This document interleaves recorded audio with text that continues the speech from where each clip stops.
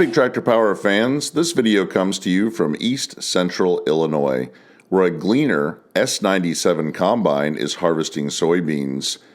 This machine is powered by a 598 cubic inch, 9.8 liter AGCO power engine rated at 375 horsepower. This horsepower rating classifies the S97 as a Class 7 combine. It features a 390 bushel grain bin that unloads at 4 bushels per second from a 24-foot unloading auger. The combine is equipped with a 230-gallon diesel fuel tank and a 24.5-gallon DEF tank for clean engine solutions.